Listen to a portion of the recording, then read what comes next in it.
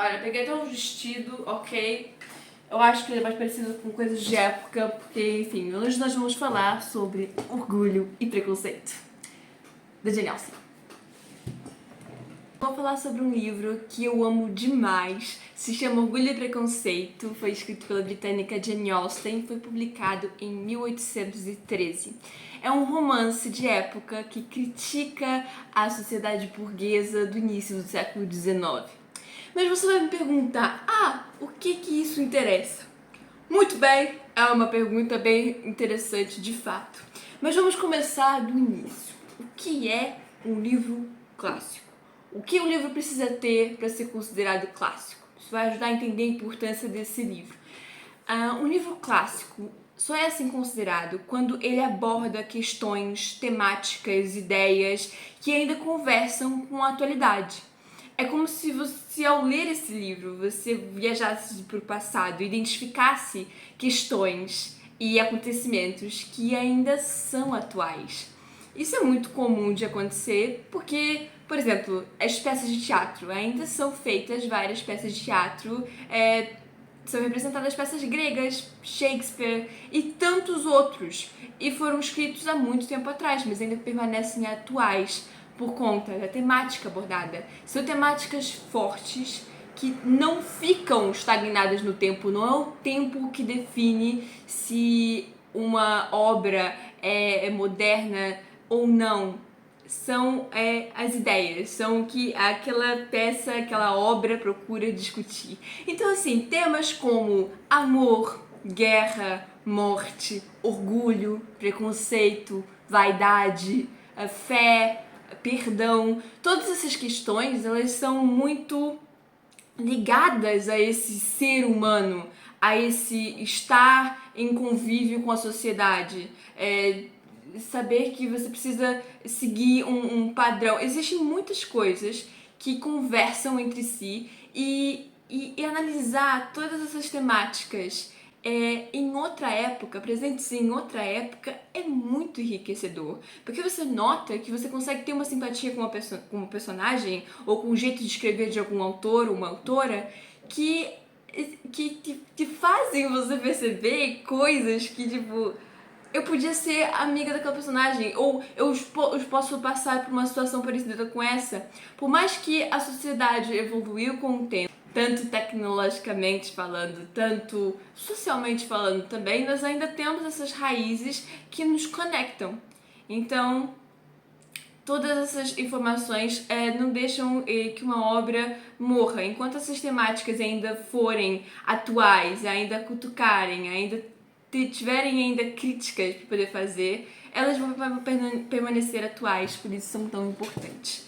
E Orgulho e Preconceito é uma dessas obras. A Jane Austen fez várias obras que são completamente impactantes e são recriadas e adaptadas até os dias de hoje. E, gente, tem minissérie de 1995, a minissérie é muito boa, ela é muito próxima dos acontecimentos do livro. Tem até adaptação zumbi. Tem Orgulho e Preconceito zumbi, esse eu nunca assisti, mas existe, ok? Tem para todos os gostos. E também tem adaptação de 2005 com a Keira Knightley. Meu Deus, esse filme é tudo de bom, ok? Geralmente os filmes não são tão bons quanto os livros, essa geralmente é a regra, mas esse filme eu preciso assistir ele pelo menos 50 vezes em um ano para poder ser feliz. Sim, esse é o nível. Vamos à história. Nós acompanhamos a história da Elizabeth Bennet. Ela é a segunda de 5 filhas de uma família. E a mãe delas é desesperada para que todas se casem o mais rápido possível. Esse desespero é compreensível quando analisamos a época. Por quê? As 5 filhas, não herdariam nada do pai. Se o pai morresse, toda a casa, os objetos, a herança, iria para um primo distante, o Sr. Collins, só porque ele é homem. Essa é a realidade da vida. Então, aí, o que acontece? Elas precisam, 1, casar, 2, virar governanta de outra família. Eram as únicas opções. Porque não era bem visto mulheres do extrato social da Elizabeth Bennet e também, respectivamente, da autora, da Jane Austen, a trabalharem nos pouquíssimos trabalhos que tinham para as mulheres. Então, literalmente, era a única forma de se sustentar. E a Elizabeth Bennet é um personagem super interessante. Ela gosta de livros, ela gosta de ideias, ela é sarcástica, bem-humorada e ela gosta de analisar os costumes da sociedade. Esse livro fala muito sobre costumes, sobre as pressões sociais, sobre o ponto de vista da mulher daquela sociedade, sabe? Então, assim, ela acha inconcebível viver ao lado de um homem só porque era assim que funcionava, só porque era a maneira que a sociedade mostrava, você precisa se casar. Não, ela só se casaria com uma pessoa se ela realmente amasse e a admirasse. Essa filosofia também foi seguida pela autora Jane Austen, que nunca se casou. Pois bem, nós temos as outras irmãs também, que é a Jane, que é a mais velha. Ela tem um gênio assim, muito tranquilo, ela procura ver o lado bom das pessoas e é a melhor amiga da Elizabeth Bennet. E tem as outras duas irmãs, que elas são assim, mais ligadas, a Kitty e a Lydia. E temos a Mary também, que ela também gosta de ler e tudo mais. Então tá, nós temos essa família. O que acontece? Logo no início é anunciado que o Mr. Bingley, um homem rico, galante, alugou uma propriedade ali próxima e iria participar no baile no dia seguinte. Ele estaria acompanhado com a sua irmã e com seu amigo, o Sr. Darcy, que ainda era mais rico que ele. Pois bem, todos se encontram nesse baile. E sim, essa notícia ela era muito alegre assim pela casa toda, porque significa uma oportunidade de, olha, pode rolar casamento. Era basicamente isso, porque casamento naquela época era negócio.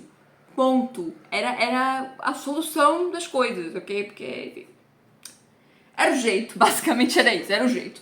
Enfim, eu não vou falar muito sobre o que acontece no livro, porque eu acho que é uma coisa muito mais assim de análise, de você perceber as nuances da história, sabe? Porque tem várias camadas ali. Então assim, primeiro eu assisti o filme de 2005, eu entendi 50% dele, mas eu adorei, queria saber tudo dali. Então eu fui assistindo várias vezes até conseguir entender e fui me encantando cada vez mais com a história. E depois eu li o livro e depois agora assisto várias vezes esse filme. E cada vez eu descubro uma coisa que eu não tinha percebido antes. Porque o legal de perceber esse livro é assim, ele tem todas essas camadas, essas nuances, né? Machismo, patriarcado, desigualdade social e o preconceito, sim, mesmo, preconceito é você julgar antes de conhecer uma pessoa, julgar antes de conhecer uma família e o orgulho que te proíbe às vezes de aceitar que você tá errado, de crescer e tudo mais. Então assim, é uma delícia, ok? Observar tudo isso. A obra se chamaria Primeiras Impressões, mas depois a autora mudou para Orgulho e Preconceito, justamente porque as personagens se julgam antes de se conhecer e porque elas julgam assim, o seu bom discernimento, o seu bom senso assim, como verdades absolutas e são orgulhosas demais para admitir que erram. Ok? A questão do orgulho é bem marcante, ok? Bem importante isso aí. Ao mesmo tempo, essas características criam diálogos incríveis que imortalizam as personagens. É muito bom. Eu amo esse livro ardentemente. Recomendo fortemente que você dê uma chance para ele. Filme ou livro, não importa, os dois são maravilhosos, uma obra-prima, na minha opinião, porque ele apresenta a parte do romance de uma forma realista. Porque as pessoas têm defeitos e têm qualidades, mas se uma pessoa ama, ela está disposta a se desconstruir assim, dos preconceitos que foram edificados pela sociedade ou então utilizados por ela própria como arma de defesa, porque o amor ele não pode ser egoísta. O amor te obriga a evoluir e amor é uma escolha. Você só muda se você quiser. Portanto, eu acho tudo isso fantástico. E se você achou até agora que esse livro, essa obra é muito séria, não é não. Tem muitas passagens muito engraçadas, ok? Tem muitas... Assim, assiste o filme, lê o livro e depois faz um ranking das declarações dos pedidos de casamento. É sério, é impagável, é muito bom. Nem que seja depois, pra ver os memes. Tem memes maravilhosos de Orgulho e Preconceito que são hilários, então nem que seja pra rir no fim. Vale a pena. Outra coisa também interessante notar, assim, não tô dando spoiler, é só o contexto mesmo da época, é que eles precisavam sempre seguir uma regra muito rígida na sociedade, né? Todos precisavam se cumprimentar à distância e tudo mais. Era muito, muito rigoroso, assim, tanto para as mulheres quanto para os homens, mas obviamente muito mais para as mulheres. Mas é muito complicado. Nas obras da Jane Austen, sim, que ela sempre aborda os personagens dela também com um pé assim na aristocracia, né? Como é o caso dos mocinhos ali que são muito ricos e tudo mais. Então os personagens tiveram uma educação e tudo mais, então elas sim têm que seguir à risca as regras da sociedade. Nem todos fazem isso, não é mesmo? Naquela história, mas pois bem.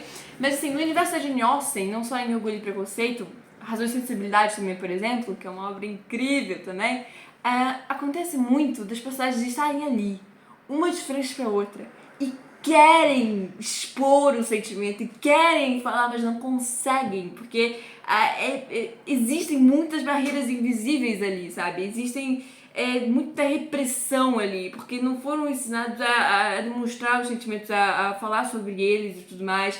E também é muito complicado, porque eles nunca podem estar sozinhos, porque um homem e uma mulher sozinhos no mesmo cômodo, eles não... é só se estiverem casados. Então é muito complicado isso também, a parte da comunicação, que é dentro da... Mas é bem interessante, porque você vê uma diferença cultural, né?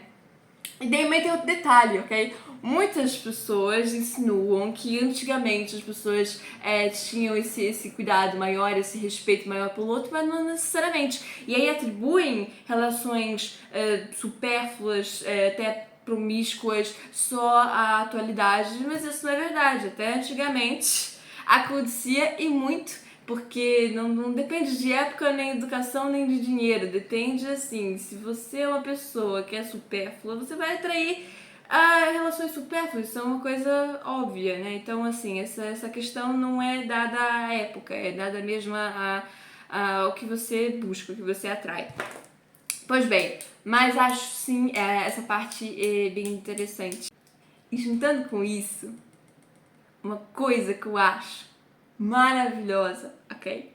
É que tudo tá ali nas entrelinhas. É que quando você lê um livro, você vê a perspectiva, os pensamentos, nesse caso, da Elizabeth Bennet, ok? Então você tá entendendo o que ela tá... Você tá acompanhando o ritmo da coisa. No filme, não necessariamente, mas o filme é tão bom que, assim, tá tudo ali nas entrelinhas, tá ali nos olhares, tá ali na expressão facial, na expressão corporal, ok? Então, assim, qualquer coisa que aconteça, tipo, os personagens, tipo, dão as mãos. Isso é um acontecimento, ok? Isso é uma coisa maravilhosa, é uma coisa incrível, ok? Eles dão as mãos. É tipo... Melhor cena. Essa cena só tem no filme de 2005, não tem no livro. Mas é uma cena perfeita, ok? É uma cena perfeita. Então eu acho bonito isso, sabe? De que as personagens, tipo, eles se apaixonam pelas ideias, pelo caráter, pelas atitudes e tal. Então, assim, às vezes essa distância, essa coisa, é uma coisa tão bonita, tão...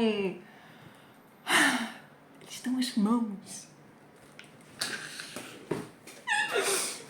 Tão bom.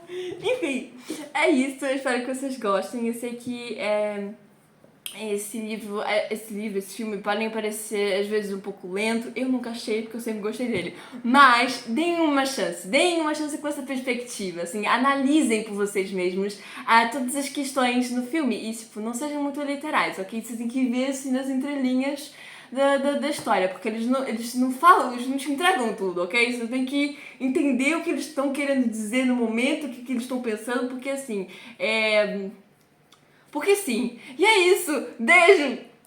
Tchau. Se você gostou do vídeo, curte e depois comenta se você já assistiu, se você já leu o livro. Me fala o que você acha. Me fala se você ficou com vontade de ler ou de assistir o filme. E compartilhe também se você tiver amigos que gostem de ler. Compartilhe também essa indicação. Muito obrigada. Tchau.